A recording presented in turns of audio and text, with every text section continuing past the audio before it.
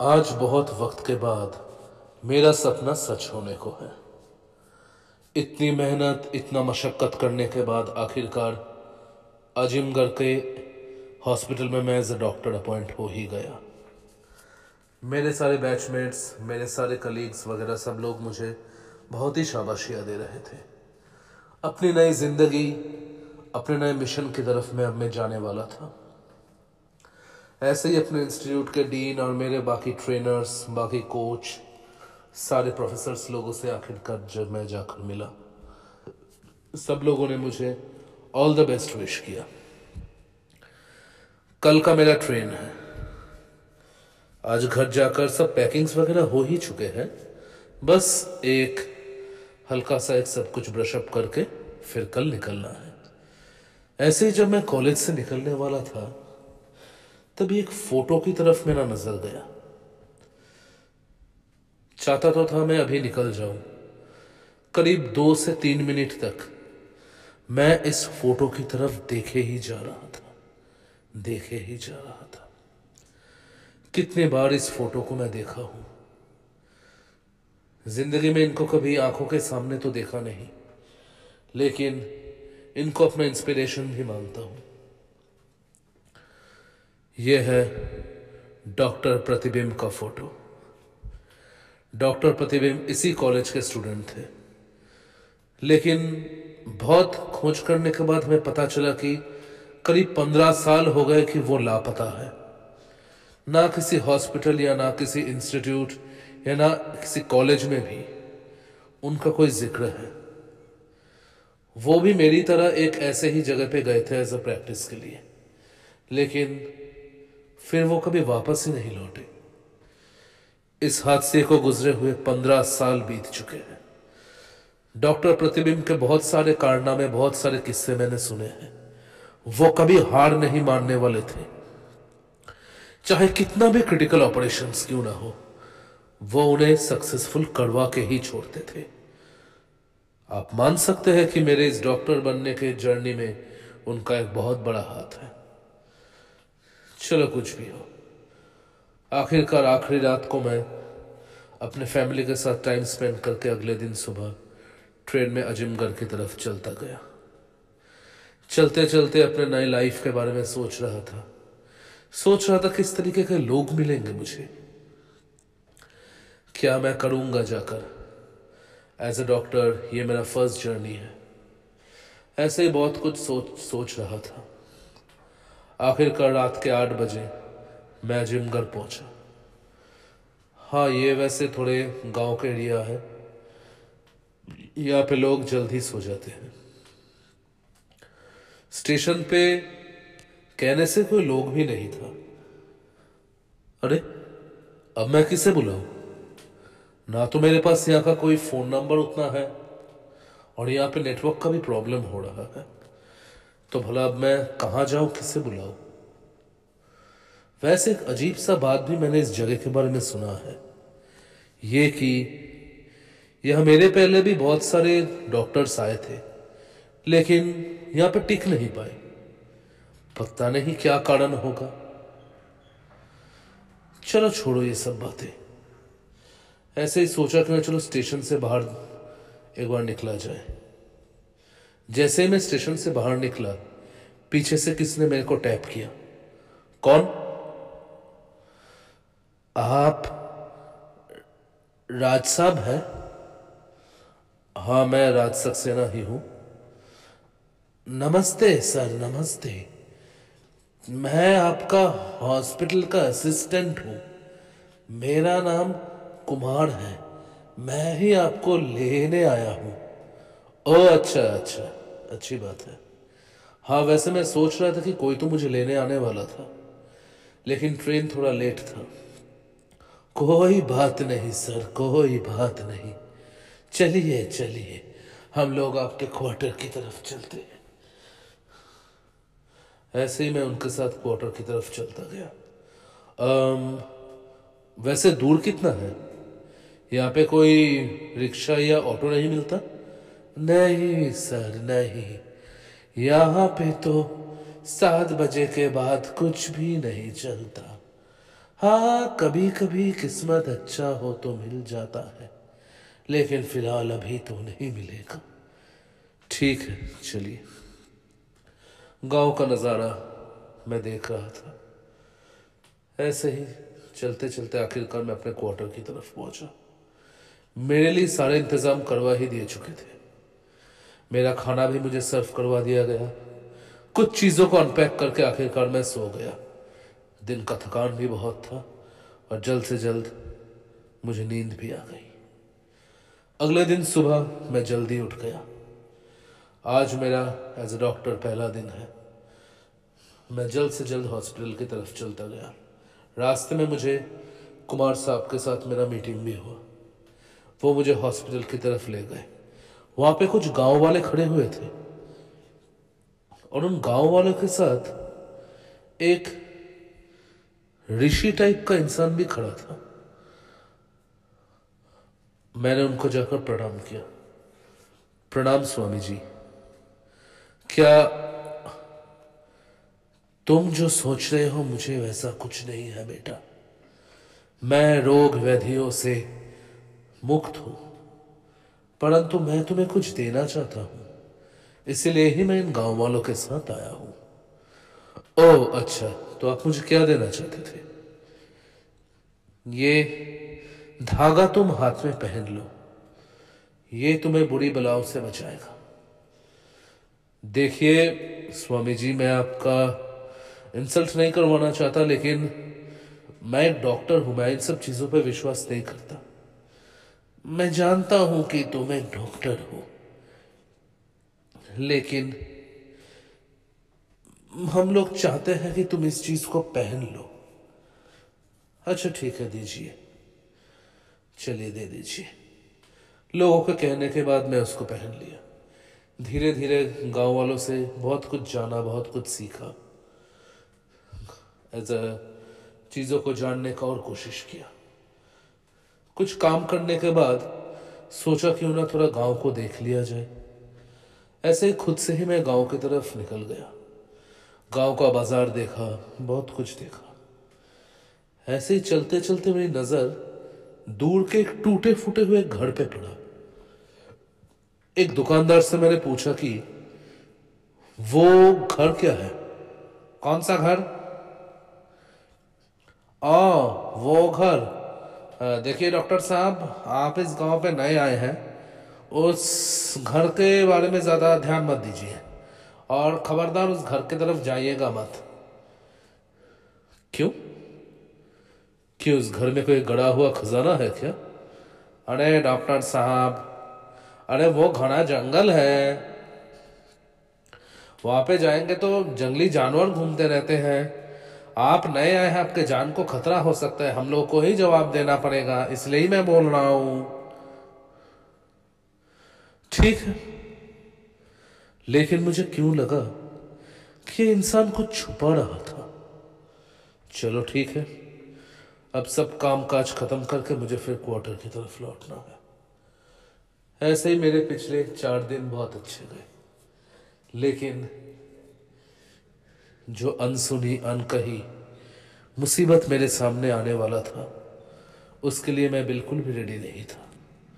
लेकिन कहते हैं ना, नियति से आप बच नहीं सकते। आपके किस्मत में जो लिखा है उसका सामना आपको करना ही पड़ता है। 5वें दिन पे मैं गांव का एक और चक्कर लगाकर लौट ही रहा था। मुझे फिर से वो टूटा फूटा हुआ घर दिखा।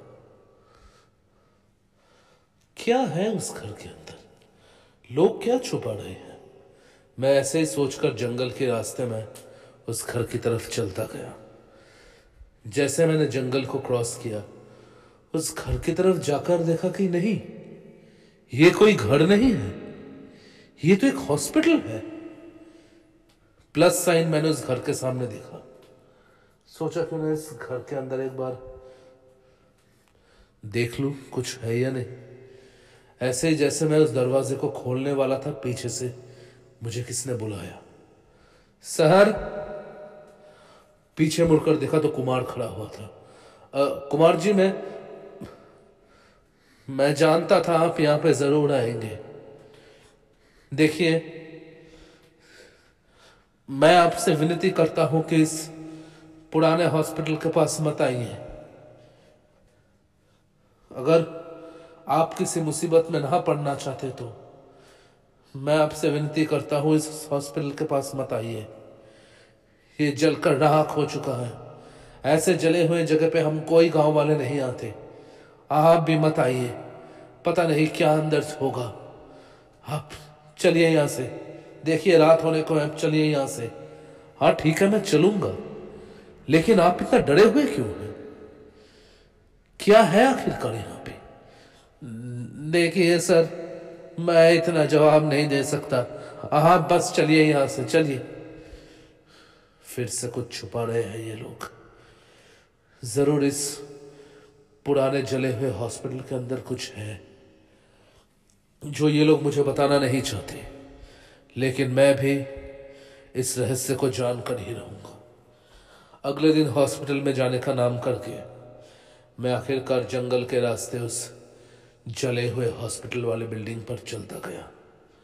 चलते चलते बहुत सारे ख्याल आ रहे थे कि क्या होगा वहां पे, क्यों ये लोग छुपा रहे हैं उस जगह को हमसे, पता नहीं।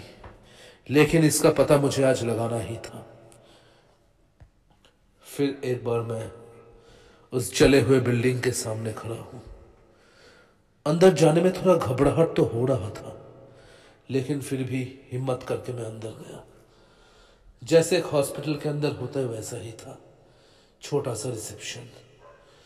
चलते चलते कुछ रूम्स देखे जहाँ पे बेड, स्ट्रेचर्स, फिर ऑक्सीजन मशीन, बहुत कुछ पड़ा हुआ था। लेकिन इस बिल्डिंग के अंदर मुझे एक अजीब सा घुटन महसूस होने लगा। क्यों? ऐसा क्यों हो रहा है? पता नहीं। मुझे लगा मुझे शायद यहां से बाहर निकल जाना चाहिए। पता नहीं क्या अंदर होगा। अगर कोई सच में कोई जंगली जानवर हुआ तो। जैसे ही मैं वापस जाने के लिए पीछे मुड़ा, अचानक मेरे सामने का नजारा बदलने लगा। हॉस्पिटल के अंदर जोर से हवाएं चलने लगी। आ! ये क्या हो रहा है? मुझे कुछ समझ में नहीं आ रहा। हॉस्पिटल की सारी चीजें इधर से उधर होने लगी। मैं किधर जाऊं मुझे कुछ समझ में नहीं आ रहा है। जैसे तैसे करके मैं एंट्रेंस तक पहुंचा तो देखा कि एंट्रेंस बंद है। मैं फंस चुका हूं इस जले हुए हॉस्पिटल के अंदर। और देखते ही देखते जोर से कुछ चीज मेरे सर पे आकर टकराया और मैं वहीं बेहोश हो गया। कब होश आया मुझे कुछ नहीं पता। जब होश आया तो देखा कि मैं किसी चीज के ऊपर लेटा हुआ हूं। ये एक स्ट्रेचर है। हाँ, मैं एक स्ट्रेचर के ऊपर लेटा हुआ हूं। मैं उठने की कोशिश कर रहा हूं लेकिन मैं उठ नहीं पा रहा हूं। ये क्या हो रहा है? कौन है? कौन है? आवाज दो। और फिर देखते ही देखते मेरे सामने का दरवाजा खुला और अंदर एक शख्स आया, डॉक्टर के कॉस्ट्यूम पे, मुंह पे डॉक्टर का मास्क लगा हुआ था। मेरी तरफ देखकर बोलने लगा, तुम्हारा ही इंतजार था, तुम्हारा ही इंतजार था। अब मेरा ऑपरेशन सक्सेसफुल होगा, होगा मेरा ऑपरेशन सक्सेसफुल। क्या मजाक है ये सब? मैं उठ क्यों नहीं पा रहा हूं? मैंने देखा कि ना मैं किस चीज से बंधा हुआ हूं, ना किसने मुझे रोक कर रखा है, लेकिन मैं फिर भी अपने शरीर का कुछ भी हिला नहीं पा रहा हूं। मैं अपने शरीर को हिला ही नहीं पा रहा हूं। तुम चाहे कितनी भी कोशिश करो, आज तुम यहां से जिंदा वापस नहीं जा पाओगे। क्या? देखते ही देखते जोर से बिजली कड़की और उस बिजली की रोशनी में मैंने देखा उस डॉक्टर का चेहरा। ये कौन खड़ा है मेरे सामने? जला हुआ चेहरा, आंखें पिघली हुई, मुंह पूरा जल चुका है, हाथ में बड़े बड़े नाखून, उल्टे पैर और पूरा मौत का चेहरा।